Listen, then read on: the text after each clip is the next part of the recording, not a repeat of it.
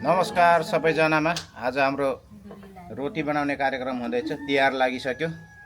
हाम्रो यहाँ दिदीबहिनीहरूले सबैले आएर सहयोग गरिराख्नु भएको छ।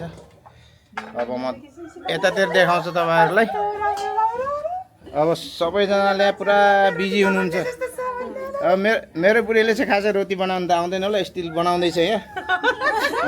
बुढीको सहयोगको लागि चाहिँ यहाँ बहिनीहरू आउनु भएको छ।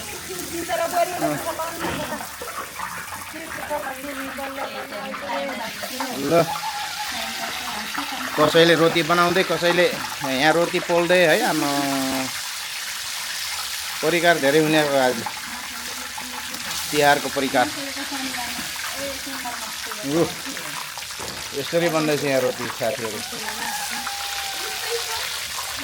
यता चाहिँ पाकिसकेको बनिसकेको रोटी। ल ओहो कति मिठो हो।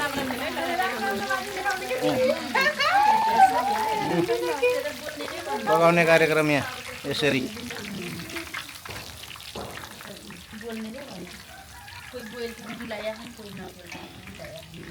यसको बनाउने तरिका चाहिँ एकदम साह्रो छ। यहाँ बहिनीले ती तन्काएर बेल्दै हुनुहुन्छ।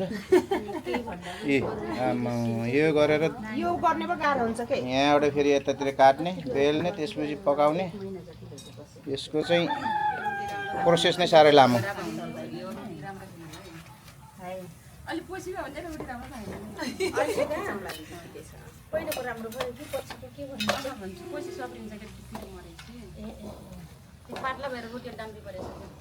आज त्यसो पिठै राम्रो परेन क्या, होइन? ए अलि लामो राख्नुपर्ने हो क्या त्यसो, होइन?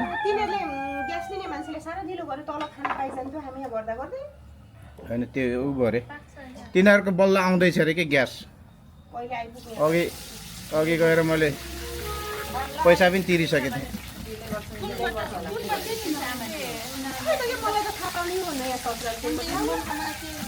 यो गुप्ताको रहेछ बहिनी, गुप्ताको रहेछ।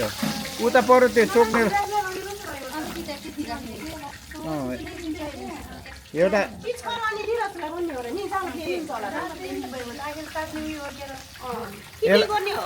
यसलाई पैसा दिइसकेको छु मैले। अहिले आइन म पैसा माग्न जान्छु।